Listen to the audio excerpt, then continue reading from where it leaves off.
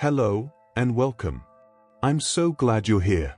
Tonight, we're going on a gentle journey back in time, more than 1,000 years ago, to discover the world of the Vikings. So settle in, get comfortable, and let your mind drift as we explore together. Take a deep breath in and out. And let's begin. Picture a cold, misty morning in Scandinavia around the year 800. The sun rises slowly over fjords and forests, casting a soft golden light across the landscape. This is where our story begins, in the lands we now call Norway, Sweden, and Denmark. The people living here didn't actually call themselves Vikings. That word, Viking, comes from the Old Norse language, and it described the act of going on an expedition or raid. To go Viking meant to set sail for adventure, trade, or conquest. The people themselves were simply Norse, or Northmen, living their lives in small farming communities scattered across the rugged northern landscape. In these quiet settlements, life followed the rhythm of the seasons. The Norse were skilled farmers, tending to barley, rye, and oats in the brief summer months when the northern sun barely set. But farming alone couldn't sustain them in these harsh lands. The soil was rocky, the winters were brutally long, and the growing season was short. So they learned to be resourceful. They fished in the cold northern waters. They raised cattle, sheep, pigs, and goats. And they became exceptional craftspeople, creating tools and goods they could trade with distant lands. But what truly set these Norse people apart, what would carry their influence across oceans and into history books a millennium later, was their relationship with the sea. Imagine standing on a rocky shore, watching the waves roll in from the North Atlantic. The Norse didn't fear these waters. They embraced them. And they built something extraordinary to conquer them. The Viking longship was a masterpiece of engineering, sleek and elegant, with a shallow draft that allowed it to navigate both deep ocean waters and shallow rivers with equal grace. These ships were built from oak, carefully selected and shaped by master craftsmen. The construction technique was called clinker building, where overlapping planks were fastened together with iron rivets, creating a hull that was both strong and flexible. This flexibility was crucial.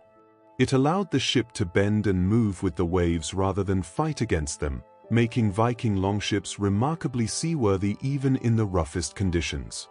A typical longship could be anywhere from 15 to 37 meters long, and the largest warships could carry crews of up to 60 or 70 warriors. The ships had both sails and oars, which gave the Vikings incredible versatility. When the wind was favorable, they could raise their large square sail, often dyed in bright colors or decorated with patterns, and glide swiftly across the open ocean. When the wind died or when they needed to navigate rivers, the crew would take to the oars, rowing in perfect synchronization. This combination meant they could sail far out into the Atlantic but also row up rivers deep into the European mainland, appearing seemingly out of nowhere to the surprise of those who lived inland. With these magnificent vessels, the Norse transformed from isolated farmers into seafaring explorers, traders, and yes, sometimes raiders. Their age, what we call the Viking Age, traditionally spans from around 793 to 1066. It began with a raid on a monastery, and it would end with a famous battle that changed the course of English history. But that's a story for later. For now, let's stay with these early Norse people, in their longships, looking out at an endless horizon. The world was vast, unknown, and they were ready to discover it. Let your breathing slow. Feel yourself drifting gently as we continue our journey into the Viking world. Now, let's step ashore and walk through a Viking settlement. Picture a cluster of longhouses nestled in a valley, smoke rising gently from their roofs into the cool air. These longhouses were the heart of Viking life, where families lived, worked, and gathered. A typical longhouse was rectangular, stretching anywhere from 15 to 30 meters in length, though some could be even longer. The walls were made from timber, wattle and daub, or sometimes stacked turf, providing insulation against the bitter cold. Inside, the longhouse was divided into sections. The central hall was where the family spent most of their time. A long hearth ran down the middle, providing warmth and light, the flames flickering and casting dancing shadows on the walls. There were no chimneys. Instead, smoke from the fire drifted upward and escaped through a small hole in the roof. The family would sit on benches built along the walls, eating, talking, working on crafts, and telling stories late into the night. At the ends of the longhouse were smaller rooms for storage, workshops, or sometimes even housing for animals during the harshest winter months. The Vikings had no concept of privacy as we understand it today. Everyone in the household shared this communal space. Children, parents, grandparents, servants, and enslaved people, whom the Vikings called thralls, all lived together under one roof. This might seem crowded to us, but for the Vikings, it was simply life. And in the cold Scandinavian winters, that shared body heat was essential for survival.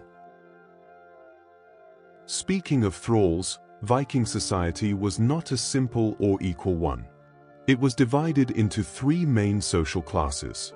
At the top were the jarls, the wealthy nobles and chieftains who owned land and commanded respect and loyalty. Below them were the corls, the free farmers and craftspeople who made up the majority of the population. These were independent people who owned their own farms, had rights under the law, and could speak at assemblies. And at the bottom were the thralls, enslaved people who had no freedom and no rights. Many thralls were captured during raids on other lands, while others were born into slavery.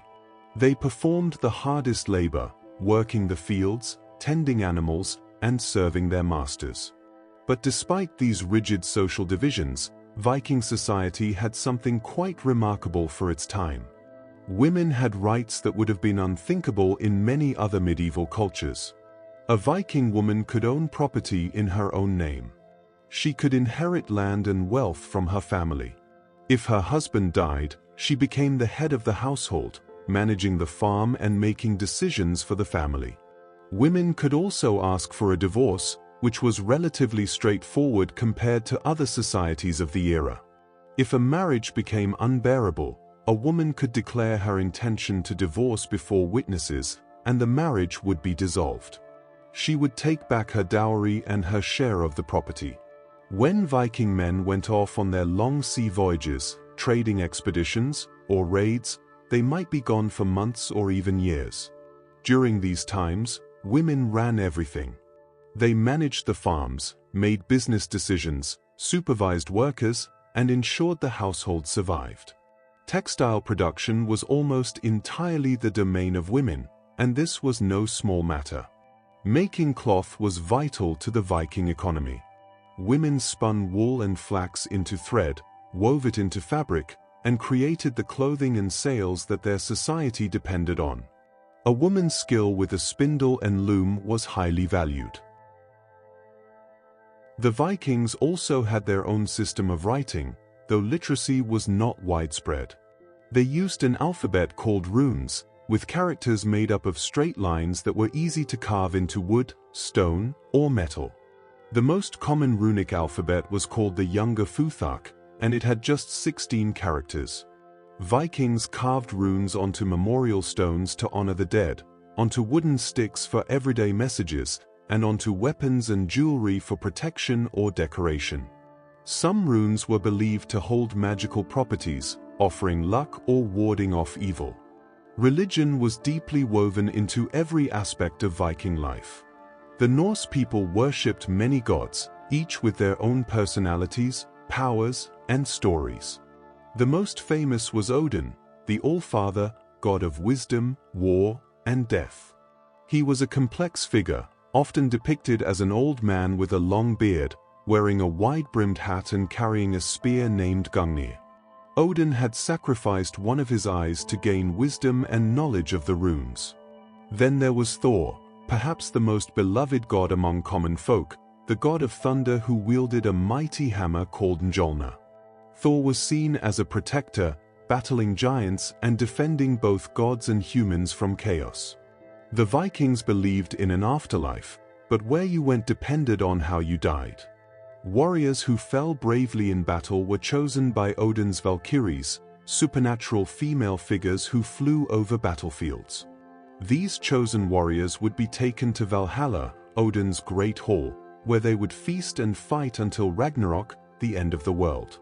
Others might go to Hell, a realm ruled by a goddess of the same name, which was not necessarily a place of punishment but simply where most people ended up after death. And some beliefs held that the dead might join the goddess Freya in her hall, Folkvanga.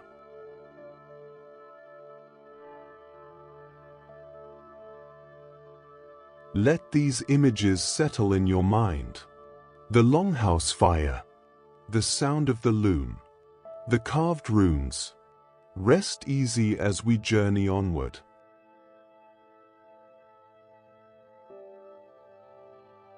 Now, let's turn our attention to the sea once more. The year is 793, and we find ourselves on the coast of northeastern England, at a place called Lindisfarne. This small island is home to a peaceful monastery, where monks live simple lives of prayer and study. They have no reason to expect danger. England is a Christian land now, and monasteries are seen as sacred, untouchable places. But the monks of Lindisfarne are about to experience something that will send shockwaves across all of Europe. On a summer morning, longships appear on the horizon. The Vikings have arrived. This raid on Lindisfarne Monastery is often marked as the beginning of the Viking Age. The attack was swift and brutal. The Vikings were not Christians, and they saw no sanctity in the monastery. To them, it was simply a wealthy target, filled with treasures and defended by no one. They took gold, silver, precious manuscripts, and anything of value. Some monks were killed, others were captured to be sold as slaves. The Vikings then sailed away as quickly as they had come, disappearing back into the northern mists. News of the Lindisfarne raid spread terror throughout Christian Europe. A scholar named Alcuin of York wrote that such an attack on a holy place was unthinkable, a sign of terrible times. But for the Vikings, this was just the beginning. Over the following decades, they would raid monasteries and settlements all along the coasts of England, Ireland, Scotland, and France. These early raids followed a pattern. The Vikings preferred to attack in the summer months when the seas were calmer and the days were long. They would strike quickly, take what they could carry, and retreat before any organized defense could be mounted. But the Vikings were not merely raiders. They were also traders and explorers, driven by curiosity and a desire for wealth through commerce. Viking merchants traveled vast distances, establishing trading networks that stretched from the frozen north all the way to the Mediterranean and even beyond. In the east, Swedish Vikings, often called Varangians, traveled down the rivers of what is now Russia. They portaged their ships overland between waterways, eventually reaching the Black Sea and the Caspian Sea. There, they traded with the Byzantine Empire and the Islamic caliphates, exchanging furs, amber, honey, wax, and enslaved people for silver, silk, spices, and other exotic goods. The amount of silver that flowed back to Scandinavia through this eastern trade was extraordinary. Archaeologists have found huge hoards of silver coins buried in Sweden and on the island of Gotland, many of them Arabic dirhams minted in distant lands. These hoards tell us that some Vikings became incredibly wealthy through trade. The silver was often buried for safekeeping, and when the owner died without revealing the location, the treasure remained hidden for centuries until modern excavators uncovered it. In the West, Vikings established trading towns that became bustling centers of commerce. One of the most important was Hedeby, located in what is now northern Germany. Hedeby sat at a crucial crossroads between the Baltic Sea and the North Sea, making it a natural hub for trade. Merchants from all over Europe and beyond came to Hedeby to buy and sell goods. Excavations at the site have revealed evidence of workshops where craftspeople made jewelry, weapons, combs, and other items. The town was protected by a massive semicircular rampart, showing how valuable and vulnerable such trading centers were. Another significant Viking trading center was Dublin, in Ireland. The Vikings founded Dublin around 841, and it quickly grew into a major port. Irish silver, enslaved people, and other goods passed through Dublin's markets. The town became so important that Viking rulers fought to control it for generations. Even today, Dublin's name comes from the Irish Dublin, meaning black pool, referring to a dark tidal pool where the Vikings moored their ships. As the Vikings explored westward across the Atlantic, they achieved feats of navigation that were remarkable for their time. Around the year 870, Norse settlers arrived in Iceland. This large island, located just south of the Arctic Circle, was uninhabited except for a few Irish monks who quickly left when the Vikings arrived. Iceland became a new homeland for Norwegian families seeking land and freedom from the increasingly powerful kings back in Scandinavia. The settlement of Iceland was relatively peaceful, as there were no native people to displace. Families claimed land, built farms, and established a society governed by assemblies rather than kings. From Iceland, the Vikings pushed even further into the unknown. A man named Eric the Red, who had been exiled from Iceland for murder, sailed west and discovered a massive land covered in ice and rock. Despite its harsh appearance, Eric wanted to attract settlers, so he gave it an appealing name, Greenland. The name was somewhat misleading, as most of Greenland was covered in ice, but there were areas along the southern coast where grass grew and livestock could graze. Eric established settlements there around 985, and for several centuries, Norse people lived in Greenland, though life was always difficult and isolated. Feel yourself drifting further back in time, sailing with these explorers across cold northern seas, discovering new horizons. From Greenland, the Vikings would make their most extraordinary voyage yet. Eric the Red's son, Leif Erikson, heard tales from sailors who had been blown off course and glimpsed land even further to the west. Intrigued, Leif gathered a crew and set sail around the year 1000. After days at sea, they found it. A new land. Leif and his crew explored the coast and eventually made landfall in a place where wild grapes grew abundantly. Leif called this place Vinland, meaning wine land or grape land. This landing made Leif Erikson and his crew the first Europeans to set foot in North America, nearly 500 years before Christopher Columbus would make his famous voyage. Archaeological evidence has confirmed the Viking presence in North America. In the 1960s, researchers discovered the remains of a Viking settlement at Lance Auxiliary Meadows, located on the northern tip of Newfoundland in Canada. The site contained the foundations of several buildings built in the Norse style, along with artifacts like a bronze pin and iron nails that were definitely Viking in origin. The Vikings attempted to establish a settlement in Vinland, but it did not last. They encountered the indigenous peoples of North America, whom they called Skraelings. At first, there was some trade between the two groups, but eventually conflicts arose. The Vikings were simply too few and too far from home to maintain a permanent presence. After a few years, they abandoned Vinland and returned to Greenland. Still, they continued to make occasional voyages to North America to gather timber, which was precious in tree-poor Greenland. Now, let's return to Europe and consider the Viking warrior. When we imagine Vikings, we often picture fierce fighters with horned helmets. But here's an interesting truth: Vikings did not actually wear horned helmets in battle.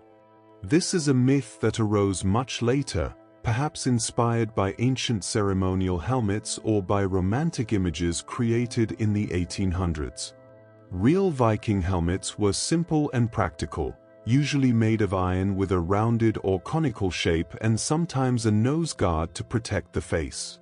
Horns would have been a liability in combat, giving an opponent something to grab onto. Viking warriors valued their weapons greatly, and many weapons were given names and passed down through generations like family heirlooms. The most common weapon was the spear, which was affordable and effective. A warrior could thrust with a spear in close combat or throw it at enemies from a distance. Axes were also very popular. The Vikings used both one-handed axes, which could be paired with a shield, and massive two-handed axes that could split shields and armor with terrifying force. Swords were the most prestigious weapons, expensive and difficult to make. A good sword required great skill from the blacksmith and many hours of labor. Viking swords were typically double-edged and about 90 centimeters long. The best swords were made using a technique called pattern welding, where different types of iron and steel were forged together, creating blades that were both flexible and strong. These swords often had beautifully decorated hilts with intricate designs, and as mentioned, they were frequently given names. A sword might be called Legbiter or Ice or Battleflame, reflecting its reputation and history. For protection, Viking warriors used round wooden shields, usually about 1 meter in diameter. These shields were made from planks of wood, often linden or fir, held together with an iron boss in the center that protected the hand. The shields were surprisingly light but effective. In battle, warriors would overlap their shields to form a shield wall, a defensive formation that was difficult for enemies to break through. Standing shoulder to shoulder, shields locked together, the Vikings could advance slowly while staying protected, then strike out with spears and axes when the moment was right. The Vikings had a reputation for ferocity that was, in part, due to certain warriors called berserkers. The berserkers were said to fight in a trance-like fury, seemingly immune to pain or fear. The word berserker comes from Old Norse and might mean bear shirt, suggesting these warriors wore bear skins into battle or channeled the spirit of the bear. Before fighting, berserkers were said to work themselves into a frenzy, biting their shields and howling. Whether this fury was the result of spiritual practices, intoxicating substances, or simply psychological preparation remains a subject of debate among historians. Viking raids and battles were not chaotic free-for-alls. The Vikings used strategy and tactics. They understood the element of surprise, the importance of mobility, and the value of choosing when and where to fight.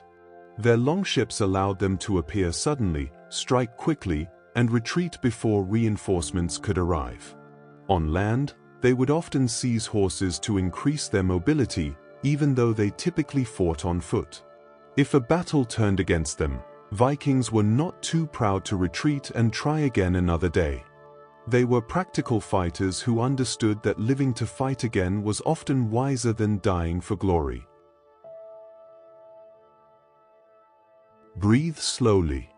Let the images of these ancient warriors fade gently into the background. Rest now, as our story continues. As the Viking Age progressed, the societies of Scandinavia began to change.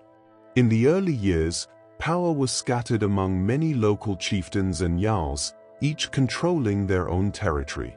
But gradually, stronger leaders emerged who began to unite these fragmented lands into kingdoms. In Norway, a king named Harald Fairhair fought a series of battles in the late 800s, eventually claiming control over much of the country. According to the sagas, Harald vowed not to cut or comb his hair until he had unified Norway, which is how he earned his nickname. Whether this story is entirely true or embellished over time, Harald Fairhair is remembered as Norway's first king. In Denmark, King Gorm the Old and his son Harald Bluetooth worked to consolidate power and strengthen the Danish kingdom in the 900s. Harald Bluetooth is particularly famous for two achievements. First, he converted Denmark to Christianity, marking a significant shift in Scandinavian culture and politics. Second, and rather amusingly to us today, the modern Bluetooth technology was named after him. The Bluetooth symbol is actually a combination of the runes for Harald's initials, H and B. The technology was named after King Harald because, just as he united Denmark and Norway, Bluetooth technology unites different devices. The Viking legal system was surprisingly sophisticated. Rather than relying solely on the will of kings or nobles, the Vikings held assemblies called things, where free men could gather to settle disputes, make laws, and discuss important matters. The most famous of these was the Althing in Iceland, established around 930. The Althing met every summer at a dramatic outdoor location called Thingvellir, where cliffs and a natural amphitheater made it possible for large gatherings. This assembly is considered one of the world's oldest surviving parliaments. At the Althing, people would present their legal cases, witnesses would testify, and the assembled free men would vote on the outcome.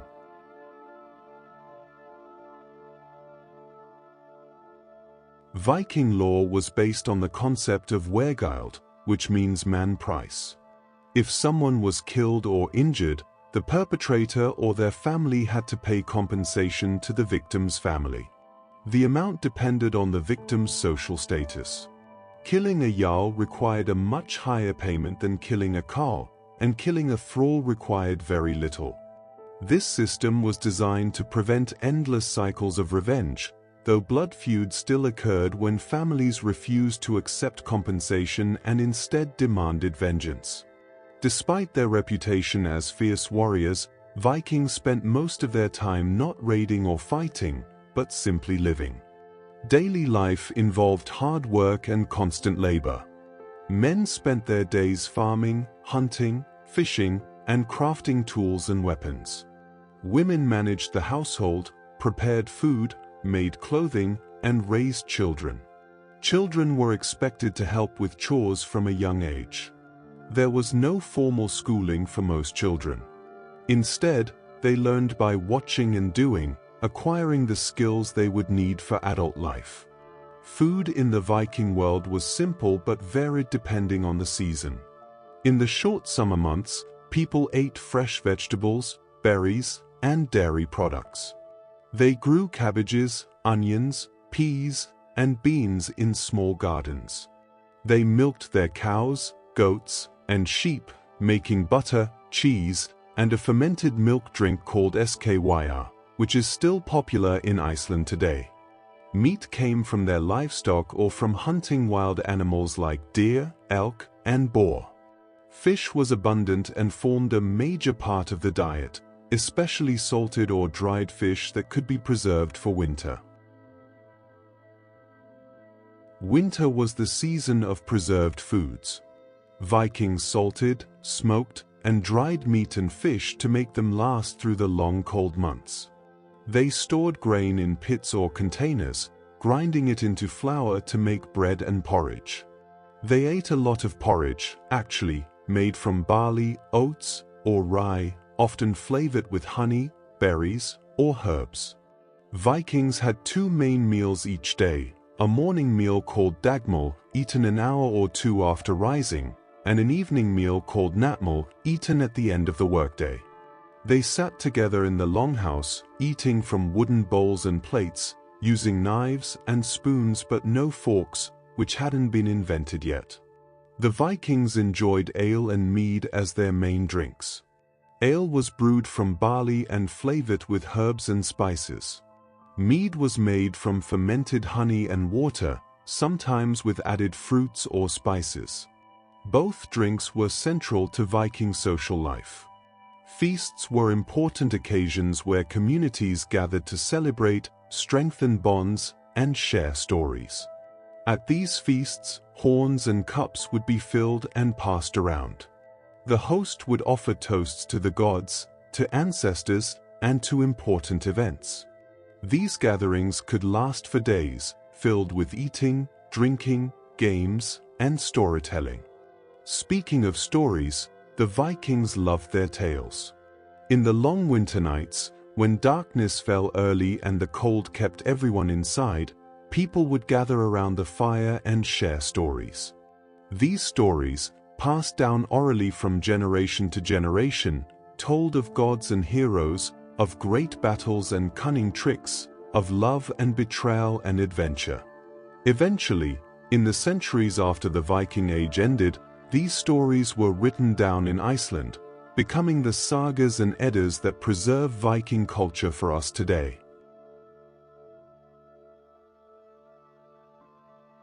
Let yourself sink deeper into rest. Imagine the warmth of the longhouse fire, the taste of mead, the sound of ancient stories drifting through the air.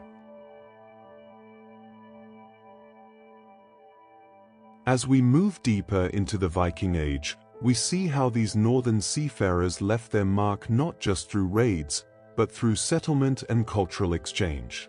In the early 900s, a group of Vikings settled in northern France after years of raiding the region. The French king, Charles the Simple, made a pragmatic decision. Rather than continue fighting these persistent invaders, he offered their leader, a Viking named Rollo, a large territory in exchange for peace and protection against other Viking raiders. Rollo accepted, converted to Christianity, and became the first Duke of Normandy. The region was called Normandy, meaning land of the Northmen. Rollo's descendants would go on to change European history in dramatic ways. One of those descendants was William, Duke of Normandy, who became known as William the Conqueror. In 1066, William had a claim to the English throne through family connections. When Harold Godwin's son became King of England instead, William decided to take the throne by force. He gathered an army, crossed the English Channel with a fleet of ships, and met Harold's forces at the Battle of Hastings on October 14, 1066. The battle was long and brutal, lasting most of the day. Harold was killed, struck in the eye by an arrow according to tradition, and William's forces were victorious. William became King of England, and the year 1066 is often marked as the end of the Viking Age. But the Viking influence didn't simply disappear. By this time, many Vikings had converted to Christianity, the religion spreading gradually through Scandinavia over the course of the 10th and 11th centuries. Kings like Olaf Tryggvason of Norway and Olaf the Holy actively promoted Christianity, sometimes using forceful methods to convert their subjects. Churches and monasteries were built where once there had been temples to Odin and Thor. The old gods were not forgotten immediately, and for a time old and new beliefs existed side by side. But gradually, Christianity became dominant, and with it came changes to Viking culture, law, and society. The conversion to Christianity also brought the written word to Scandinavia in a new way. While Vikings had used runes for centuries, the Latin alphabet arrived with Christian missionaries and monks. This made it easier to record laws, keep records, and eventually write down the oral traditions that had been passed through generations. It's thanks to this shift that we have the sagas, those magnificent stories of Viking heroes, gods, and adventures, preserved on parchment and vellum by Icelandic scribes in the 12th and 13th centuries. The Vikings also left a lasting mark on the English language. Many common English words have Viking origins. Words like sky, egg, knife, husband, and window all come from Old Norse. Even the word law itself comes from the Old Norse word lag. In areas of England that were heavily settled by Vikings, known as the Danelaw, Norse influence on local dialect and place names remained strong for centuries. Towns ending in by, meaning village, such as Derby or Rugby, or Thorpe, meaning farm, such as Scunthorpe, reveal their Viking origins. Viking craftsmanship was truly exceptional. Skilled artisans created intricate jewelry, decorated weapons, and beautiful everyday objects. Viking jewelry featured elaborate patterns of intertwined animals, serpents, and abstract designs. They worked in silver, gold, bronze, and even iron, creating brooches, arm rings, necklaces, and pendants. Some of these pieces were status symbols, showing the wearer's wealth and position, while others had practical purposes, like the oval brooches women used to fasten their aprons. The Vikings were also skilled shipbuilders beyond just their famous longships. They built different types of vessels for different purposes. The Knoll was a cargo ship, wider and deeper than a longship, designed to carry goods rather than warriors. These ships had large holds for storing trade goods and relied more on sail power than oars. Norse were the vessels that carried settlers and supplies to Iceland and Greenland, and they were the ships that brought timber and goods back across the North Atlantic. Navigation across open ocean without modern instruments was a remarkable feat. Vikings used a variety of methods to find their way. They observed the sun and stars, noting their positions at different times of day and year. They watched for birds, knowing that certain species indicated land was near. They memorized the patterns of waves and swells, understanding how water moved around islands and coastlines.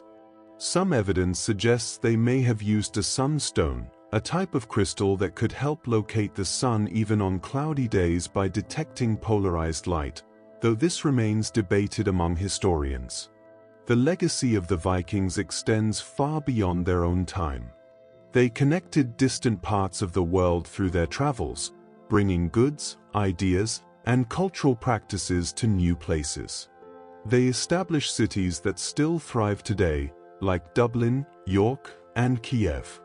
They influenced the development of nations, from the kingdoms of Scandinavia to the Norman dynasty in England. Their stories, myths, and legends continue to captivate us more than 1,000 years later.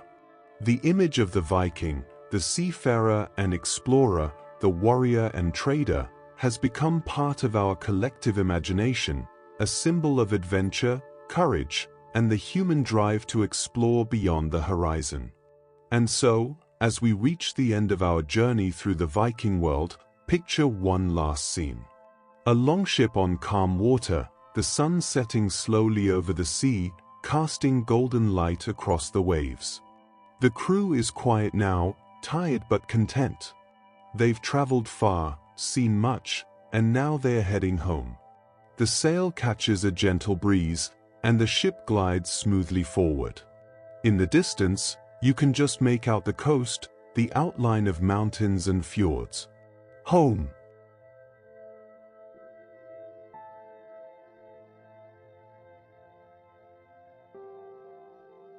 Rest now. Sleep peacefully. The Vikings have sailed away into history, but their stories remain, carried forward through time, like ships on an endless sea. Good night.